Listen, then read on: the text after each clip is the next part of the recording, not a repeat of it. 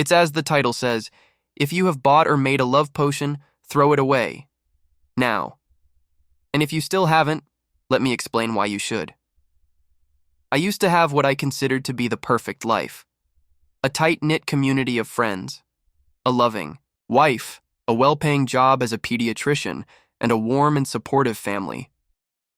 My wife and I were planning to have children, wondering whether we should adopt or if one of us should carry the pregnancy, and my parents were excited at the prospect of grandchildren, and then one day, it all abruptly went to shit. The day started normal enough, did a few consultations without any trouble, but then I gave a lollipop to a very brave little girl after her vaccine shot, and as her tiny fingers grabbed the stick, her fingertips brushed against my hand and sent white-hot pain through my whole arm. Taken aback, I quickly snatched away my hand, big eyes peering at me curiously. I played it off as static shock, but it kept happening. Coming back from work later that day, I leaned in to kiss my wife. The second our lips made contact, I reared back in pain. Kissing her felt like putting my mouth on hot iron. Seeing me in pain, panic seized her and she tried touching my arm in a comforting gesture. But again, the contact of her skin against mine sent a jolt of pain so violent, I took several steps away from her. See, call an ambulance. At the ER, the doctors were pretty much the same. If they wore gloves and only touched me for a short time, it was fine. Like taking out a tray of baked goods with oven mitts on. The second naked skin made contact, however, the pain was unbearable. Their first thought was an allergic reaction. They asked me what I'd done or eaten that day, but I hadn't done anything out of the ordinary. I'd put on the same cologne, eaten the same lovingly cooked breakfast, drunk the same coffee at the same coffee shop, eaten the same sandwich from the same bakery. As it could be a matter of repeated exposure to the allergen the doctor prescribed, some blood work. I anxiously waited for the results. That first night in bed with my wife was hell. Force of habit kept making us touch by accident. A playful and reassuring foot on my shin felt like having the skin of my leg peeled off. An attempt at hugging her ended with me jumping clear of the bed, wailing, her fingers brushing my face. As she turned in her sleep, a white hot iron poker dragged across my eyes. I ended up sleeping on the couch. The blood work came clean. A neurological issue was the doctor's next guess. They made me do an MRI, to no avail. Something in the staff's eyes turned off then. A light, I later learned, was their desire to help, extinguishing itself with a speed that meant it had never been very strong to begin with. It was obvious that they no longer believed me, that they thought my pain was psychological, somatic, and therefore in their mind, no longer real. They weren't the only ones. Over the course of the following months, my wife's support waned until it turned into resentment. She took the fact that I couldn't touch anyone as a sign that I didn't want to touch her. That it was, somehow, a repressed homophobic part of me that was bulking at the idea of starting a family together and manifested it that way, which was ridiculous. I hadn't dated men since high school 15 years ago. I hadn't even had feelings for one beyond friendship. The first and only man I had fallen for had become my first girlfriend. My wife knew all that. It had even become an inside joke about how effective my gaydar was. It did nothing to appease her doubts. Sometimes, it made me want to scream at her, to yell, "What about in sickness and in health, huh?" But other times I understood. What if she was right? And even if she wasn't, didn't she have the right to be angry? What if we had a child and I couldn't even hold it? Little by little, everyone around me left or I cut them off. My wife was the first to go, of course. I knew she had been cheating on me for a few weeks by the time I offered we divorced, leaving her hurt, but the look of relief on her face when I offered we end things hurt even more. I went back to my parents' house, looking for comfort. But even there, I quickly felt unwelcome. My family had always been very tactile. My parents attempted comfort almost always involving a hug, a pat, or a comforting hand on my arm, all of which I kept evading. I tried meeting with my friends, but it always made me incredibly anxious. In summer, the heat made it hard to cover enough to avoid touch. In winter, it was easier, But even then, overheated interiors were hell. Worse than the pain was the constant fear of it. Of a store clerk's fingertips brushing my palm when handing me back my change. Of a stranger bumping into me. Of a friend, absent-mindedly leaning in to kiss my cheek. All those casual brushes of skin I had never thought about before that now brought pure agony. I felt like there was never enough layers of protection between myself and the searing pain other humans could inflict me. Unsurprisingly, my work too suffered from my new condition and subsequent paranoia. It was a bad look for a doctor to treat all of their patients like they were highly contagious, always wearing gloves, keeping touches to the strict minimum. I tried to compensate by being very friendly, but it was like both children and parents could feel something was off. The kids got restless, the parents started to suspect I had some sort of problem. Add word of mouth into the mix, and the number of patients coming to my office declined steadily. You would think eventually I'd build some pain tolerance, but if anything, it got worse, the oven mitts getting slimmer and slimmer. Soon I couldn't take the subway during rush hour, even clothed from head to toe, and could only go out when there were less people in the streets. I had to ask a colleague to put me on sick leave because I couldn't do consultations anymore. A year after the symptoms had first appeared and I was at rock bottom. That's when I met Frank. I was at a cafe, so tired and miserable I didn't look where I was going and bumped into him. I braced myself for misery, tensing every muscle, but nothing happened. Completely taken aback, I held the hand he offered me to get up, without thinking. I was already regretting my choice when our palms closed against one another, but then... nothing. No pain. "Hey, you all right?" he asked, but I just stayed there frozen, gaping at him, hand tightened around his, feeling the touch of another human being for the first time in a year. I had never realized how real of a phenomenon touch starvation was. Of course, as a physician, I knew it was a thing, but it was different to experience it myself. As horrible as the deprivation had been, the euphoria of being able to touch someone again was unlike anything I'd ever felt before. The rush of endorphins was such a high I almost swooned like a cartoon character. Coupled with our accidental bumping into, it seemed like a scene straight out of a romantic comedy. Love at first sight, cue the violins and the platitudes about time stopping. "Are you okay?" Frank repeated. "Yes. I think you might be my soulmate" was not something I could just spring on the man. So having completely forgotten everything I'd painstakingly memorized in my teenage years about how to act around boys, I blurted, "I'm Nadia. Can I have your number?" Thankfully, that only made him laugh and blush a little, which was cute. He probably thought he was living something completely unreal. "You and me both, buddy." When I went back home, I realized just how ridiculous I'd been. What if this had all been a coincidence? What if I was just cured? I went to hug my mother that night for the first time in a year. It felt like being burned alive. After a good long cry alone in the bathroom, I came to terms with the reality of the situation. It really was something about Frank, and only him. Unsurprisingly, we quickly started dating after that, which led to a lot of soul-searching. I'm 33 and had been identifying as a lesbian for the last 13 years, so it was a massive shock to fall for a man. It made me queasy to think my ex-wife might have been right, that it might have been my subconscious trying to tell me life with her wasn't what I really wanted, even if it had seemed so real. Dating Frank was fine, for the most part. Touching another human was a luxury I had clearly taken for granted. Every time we held hands or hugged was incredible after months without it. More intimate gestures were more complicated. Kissing was still mostly okay, but as much as I had missed the touch of another human, anything beyond that made me really uncomfortable. I tried a couple of times to psych myself up when we were kissing and his touches turned more pointed, but I just didn't feel any of the desire I'd felt for my ex-wife or girlfriends over the years. And I wasn't a teenager anymore. I knew what desire felt like for me, and I knew that I didn't feel it for Frank. But he was also the only human whose touch wasn't physically painful. At least Frank wasn't pushy. Of course he was a bit, bummed that intimacy between us was going at a snail pace, but he was content to wait. I had told him that I had a condition that made touch difficult, and he was very understanding. I love you, and I'm not going anywhere. I'll wait for as long as it takes, he told me.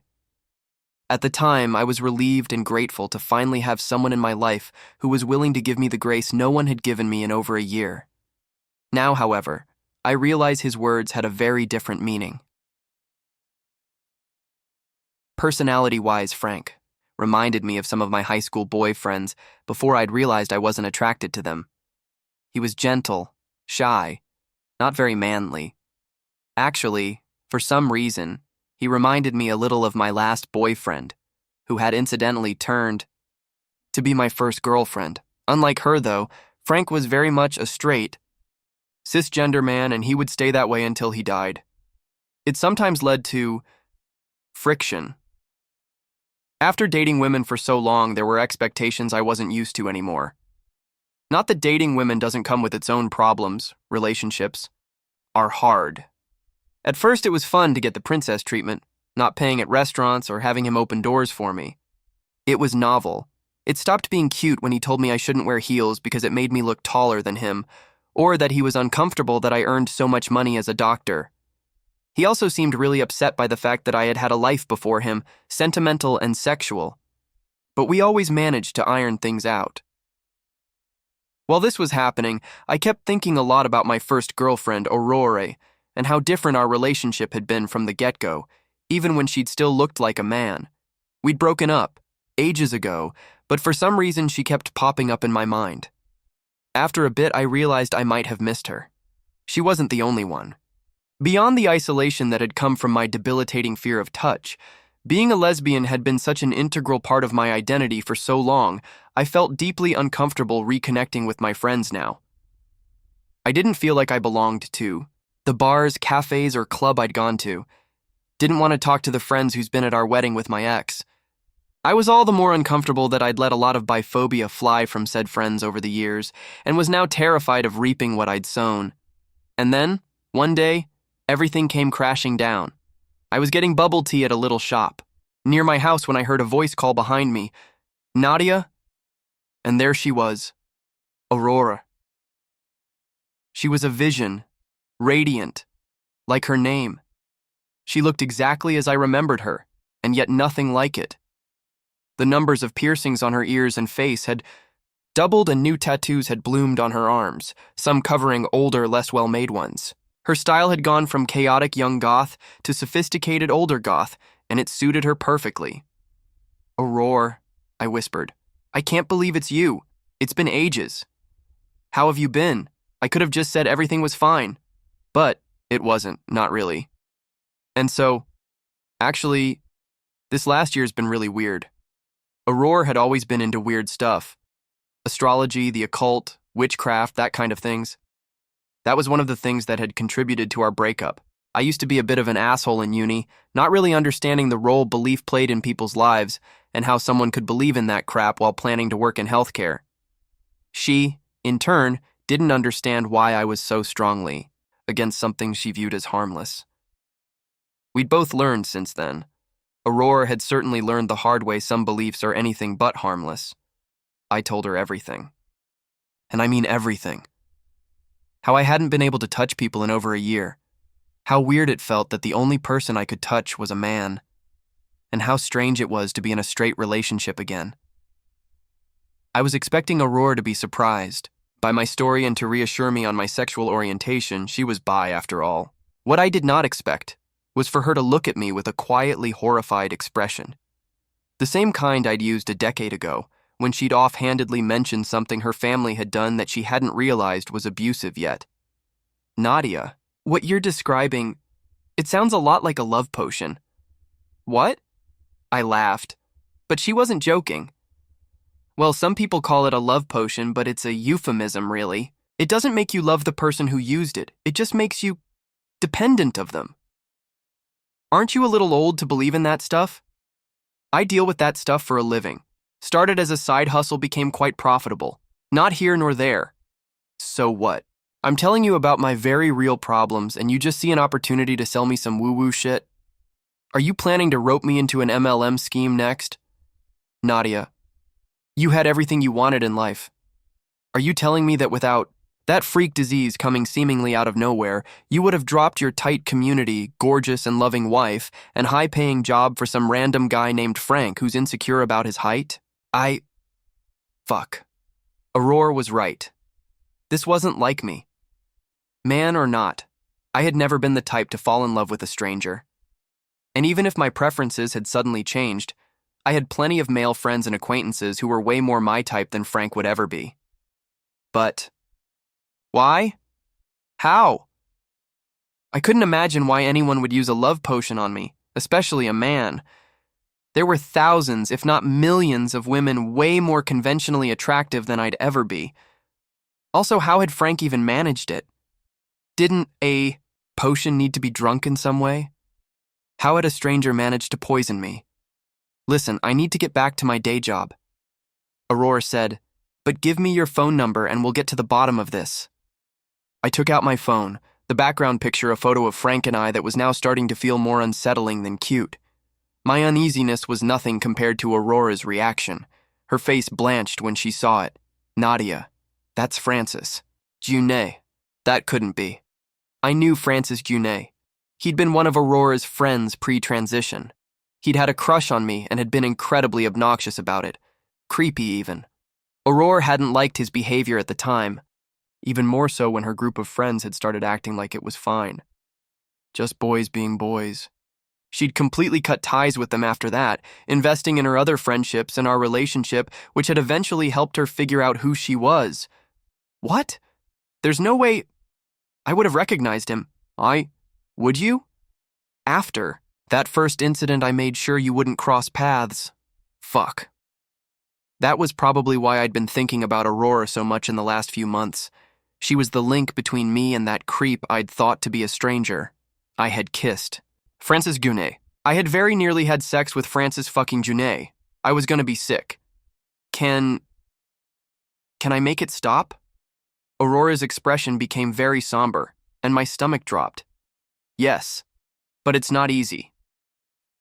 I left the bubble tea shop absent-mindedly, running my hand through the new piece of jewelry around my neck in a self-soothing motion, and immediately called Frank. I demanded that we meet that night. He must have misread my tone, mistaking my nervousness for eagerness, because when I came to his Housemanian apartment, everything was suspiciously clean and tidy. Even the gigantic mirror embedded in the wall was spotless. I could imagine why he'd cleaned it. I didn't let him kiss me or get near me. His touch might have not hurt, but it did not bring any comfort anymore. Instead, it made my skin crawl. Frank, I know about the love potion. The love... He stared at me with wide eyes. I think his surprise was genuine because the question he asked next definitely wasn't, "Babe, what are you talking about?" Please. Don't play dumb with me. I know you're the reason why I can't touch other people. Oh, because you want to touch other people? He said with a derisive tone and an ugly expression of dismissal. Despite not being attracted to him in that way, I had never found him ugly until that very moment. Francis, I haven't been able to hug my parents in over a year because of you. Name gave him a pause. So you remember me? Now I do, yeah. You've changed a lot, and I only saw you once or twice then. He'd sent me SMS for months, stalked me on Facebook, tried to get in contact with me through common acquaintances, but Aurora had shielded me from the worst of it, so I'd barely seen his face. Would it have changed anything if I had recognized him earlier? His brow pinched, his eyes watered. It was unsettling. What right did he have to cry? I've always loved you, Nadia. Always. But it was like you didn't even see me back then. You only had eyes for Nicola. I shuddered when I heard the disgust in his voice but did not correct him. I did not want him to know anything about Aurora's life now that he was out of it. And then I saw you again at the cafe I had just started working at, and it was like fate. He continued, oblivious to my discomfort. I knew I couldn't let you go again. That was 10 years ago, Francis.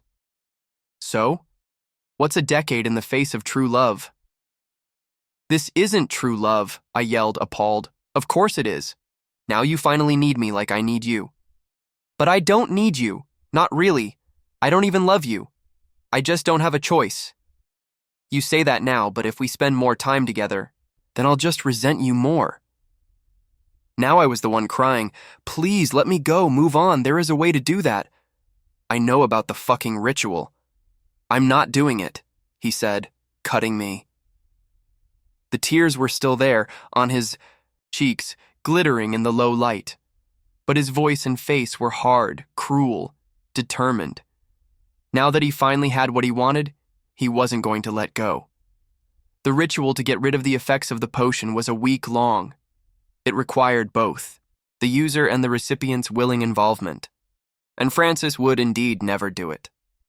I could see it clear as day.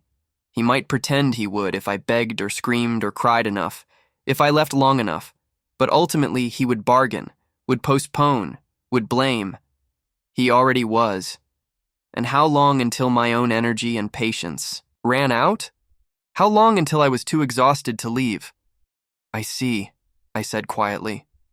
I took hold of the pendant Aurora had given me, my fist shaking as I held it in a tight grip. I took one long look at the man who had taken nearly everything from me, the man who had poisoned and isolated me just so that I would look his way. And with all the hatred I felt for him, I pulled the pendant quickly, as hard as I could. The eco-band of the necklace went taut, then snapped, the metal clasp breaking more easily than it ought to. I don't know what I expected to happen. Aurora had been purposefully vague about what the results would be. The old and massive mirror behind Frank started rippling. I frowned, unsure what I was seeing. It was so dark. Had it been this dark earlier? All of a sudden, a gigantic hand came, out of the reflecting surface. It closed around Frank's entire body, cutting his breath. I heard bones break.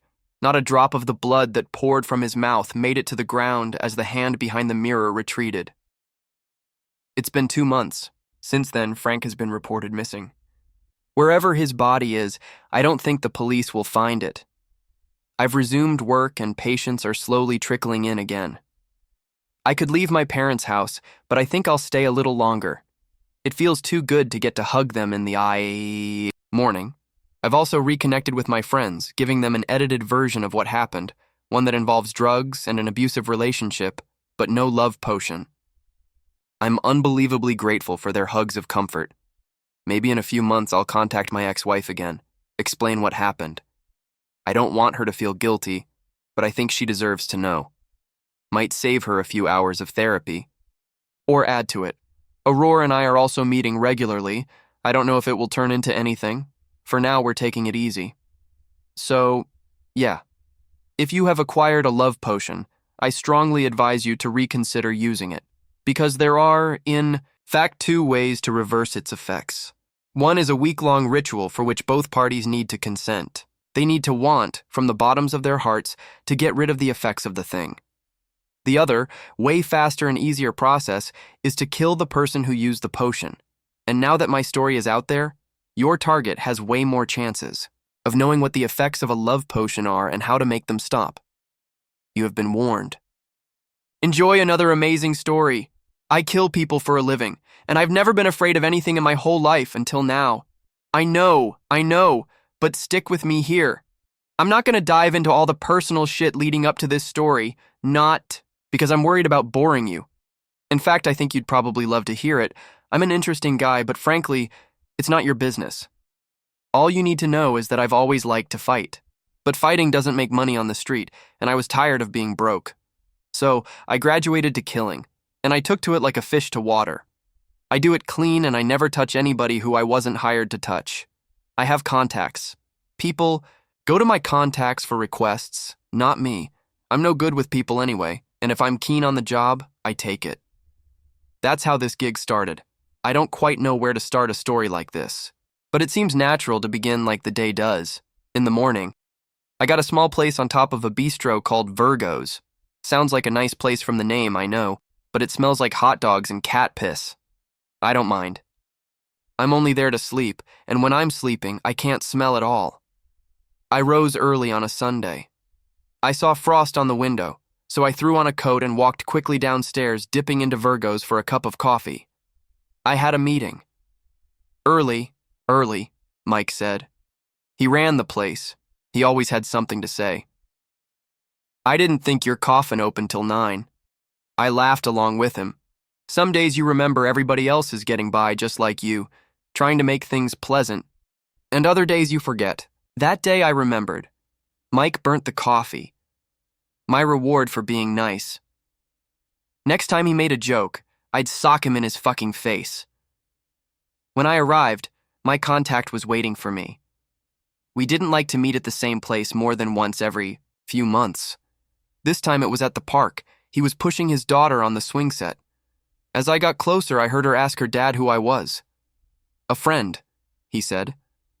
Just a minute, honey. He walked over to the slide where I was waiting. She just sat there, sneakers dangling in the swing, too short to brush the wood chips, turning her head like an owl to watch us. As I spoke to her dad, I kept glancing over his shoulder at her to smile. She didn't smile back. I had a stupid urge to make faces. I didn't. You got one of your own? He asked as he lit a cigarette. You shouldn't ask things like that, I said plainly. All right, he said, reaching into his jacket pocket. Here. He handed me a sheet of paper with an address written on it. 5 o'clock. Get rid of this when you can. I nodded and waved goodbye to his daughter. She just kicked her feet and stared. My target was a woman. I don't often kill women, but I don't mind it. Every Sunday at 5 o'clock, this woman liked to go for a swim in an indoor pool, winter, spring, summer, and fall. Apparently, she had some money. I didn't care. I take it as a personal point of pride if I know absolutely nothing more about my targets than the bare necessities. Not from any moral code. I've killed plenty of people I know, even friends, but just plain lack of interest. It came as a surprise that this pool was located in an industrial district. I guess looking back, it should have been my first clue that something was off, but I won't kick myself over it. I've been sent to every corner of the city for work, from posh country clubs to crack dens, and the ultimate truth remains that anyone, and I mean anyone, is one mistake away from being dead. I still had some time, so I went back to my place to make some special preparations. I took a broom from the stoop of Virgo's in one hand and my duffel bag in another, and I trotted down the alley until I reached the dumpster. I sprang open the lid and heard the scuttle of little rat paws as they scattered from the light, swung the broom high from over my head, and smashed down as hard as I could on a particularly fat-looking dude who had his head stuck in a takeout box. He was still as a doormat. I opened my duffel to grab plastic gloves and a plastic bag. I scooped the guy up, sealed him in, and threw him in my duffel along with my normal job materials. Leather gloves, a length of wire, and a .32 handgun. I didn't expect I would need the gun, but I always took it with. You might expect me to carry more, but it's not necessary. You wouldn't believe how easy it is to kill a person. I swiped a car, some ugly brown Kia, and drove downtown an hour early to scout the place out. From what my contact said, I expected it to be a dump, but when I parked between two old beater cars and saw the windowless storefront and the leaning letters in cracked blue paint that plainly read pool, I was sure I came to the wrong place. She was supposed to be driving a Mercedes, but I didn't see it anywhere yet. I wanted to go inside, at least to see the door, but I didn't want to be seen snooping. My contact had explained the layout well enough. See, she had a private pool inside, some special arrangement. Down an employee hallway that was just behind the desk, locked with a special key, there was a room that was reserved just for her. My contact said that door was the only entrance and the only exit. No windows. Not an ideal spot. Normally, I'd just kill her somewhere else, her driveway or a grocery store parking lot, somewhere I could get away right after, but before I walked away from my contact, he grabbed my shoulder. One more thing, he had said. Get her in the pool room before she touches the water. Understand? Don't let her in the water. Another clue that things were off, and one so obvious he basically beat me over the head with it. As I sat there waiting, I wondered why it mattered so much that she stayed dry. I thought maybe they didn't want to drain the pool from the blood, but if that was the case, There wasn't any reason it had to be in the room, and certainly not before she swam. What difference did it make? Maybe the client hated her so much he wanted to deprive her of her joy just before she entered, like some sort of Tantalus-style torment. Or maybe she was like a gremlin. Just add water for an instant monstrous surprise. It didn't matter why it needed to be done this way, it only mattered that I did it. After a little while, the hum of the heater started and the lack of anything to do started to get me a little. I startled myself awake. The Mercedes was just arriving. I almost missed her, god damn it. What a monumentally stupid mistake on my end. I should have got a second coffee from Virgo's, burnt or not. I was acting nervous, how I used to back when I was green. Thinking back on it, maybe part of me knew how weird this job was. I watched her swing open the car door. She had no coat. She was wearing a translucent swim cover with a striped blue-white bikini underneath. Her skin was unseasonably tan. I could see the soft flecks of muscle in her legs as she swung out her sandaled foot and manicured toes. I will admit that I was stirred. But I don't let these things get to me. She would make a beautiful corpse. I snatched the duffel bag from my passenger seat and I followed her inside. I caught the door just before it closed. The pool was worse inside than out. The floor was covered in cracked tiles with brown grout, the walls were weeping with humidity, and the towels folded on the shelves behind the desk were basically rags. The air was chlorine itself. To the left of the desk was the entrance to the main pool. I saw through the window that there were only 1 or 2 families inside. To the right was the locker room. And finally, behind the desk and straight down the hallway was a door. That's the one. My target was talking casually with the clerk when she noticed me behind her. I couldn't help but note the joy on his face. He was pretty into her. And if I can tell something like that, then it's really obvious. Oh, you. Go ahead, sir, she said, and gestured me forward. I guess she didn't want people watching her sneak to the back. There was a sign above the desk. $12.50 for adults. I didn't want to pay that. Is it cool if I hit the locker room first? I said, half to her, half to the clerk.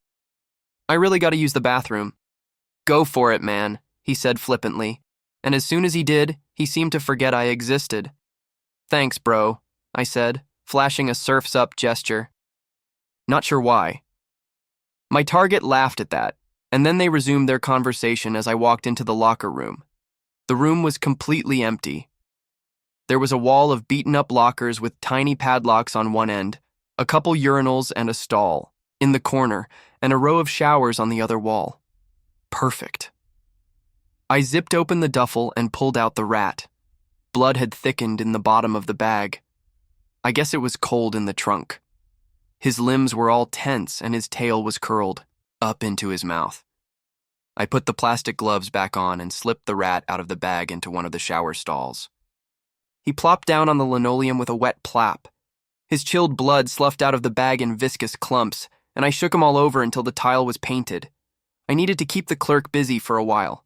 I took the gun, the wire, and the gloves and tucked them in my waistband, leaving my duffel on a bench. Then I glanced out of the locker room window. My target had finished talking, and she was headed to the back. Perfect timing. But then, almost as if she sensed me, she turned, around quickly, staring me right in the eye. I was frozen.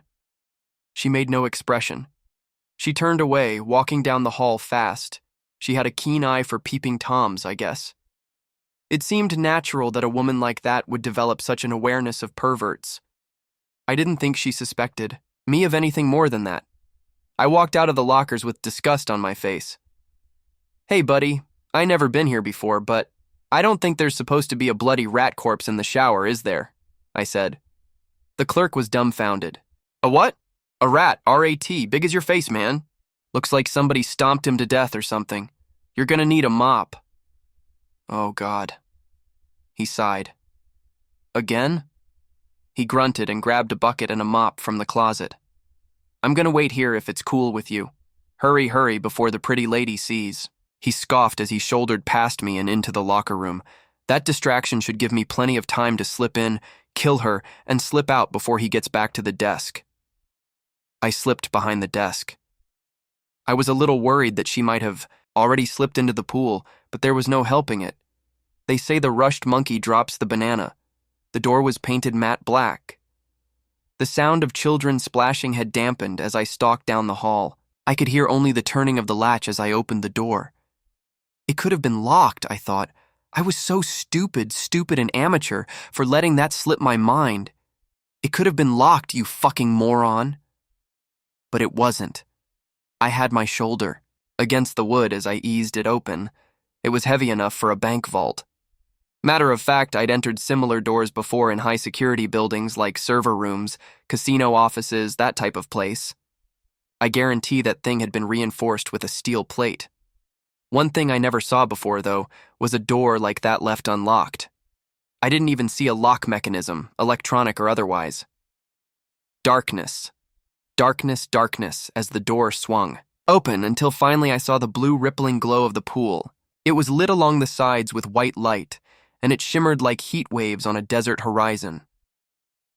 I'm sorry for getting poetical, but the image of it, I still see it when I close my eyes.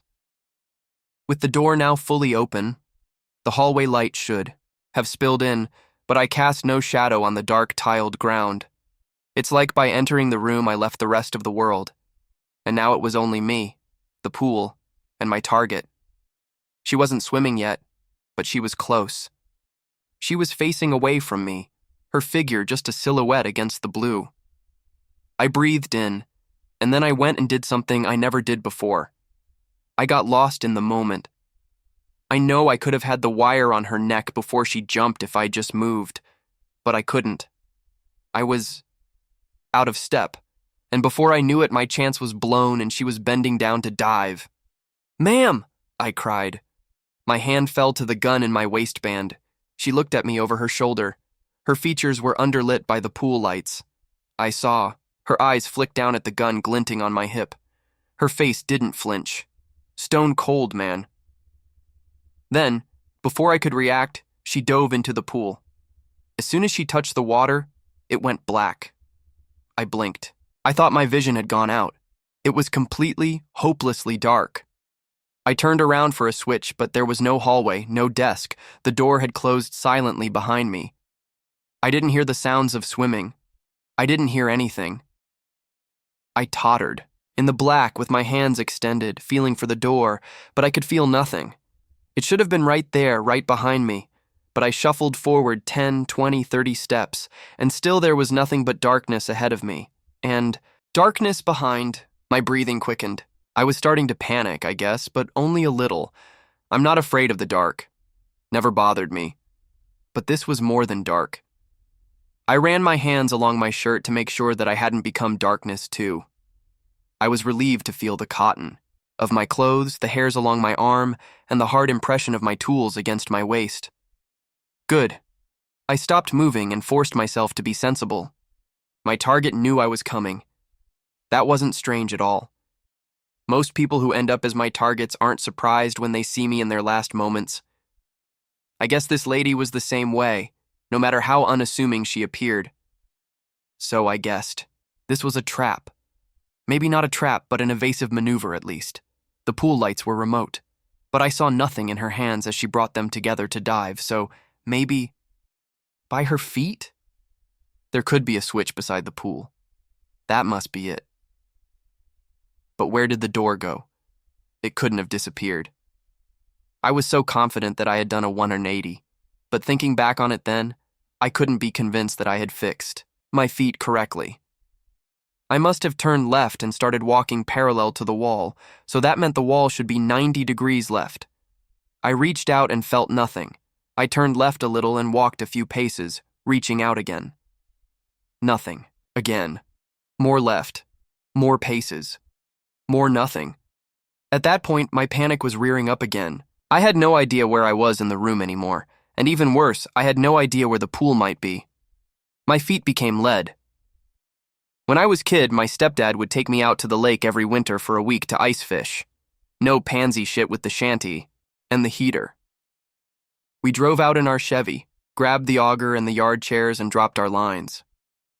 It wasn't every winter that the ice was thick enough, though.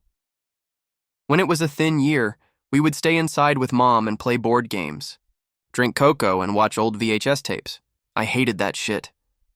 One thin year, I think I was 10, I decided there was no such thing as a thin year. I grabbed my rod and tackle box and set out for the ice behind their backs. The plan was to shuffle out with a big rock and toss her in, instant ice hole. It was going swimmingly, and I was starting to fantasize about my lake record walleye until I heard a crack. I looked back at the shore in horror. What must have been 15 yards felt like 15 miles. I held the rock to my chest and eased my feet across the ice. Each step was another certainty that the ice would give way and I would be trapped under the sheet. One mistake away from death. In my head, this was so much worse.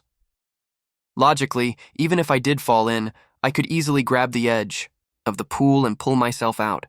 Wet and frustrated, but safe. I didn't need light to do that. But then again, that's how I felt about the door too. So I didn't move.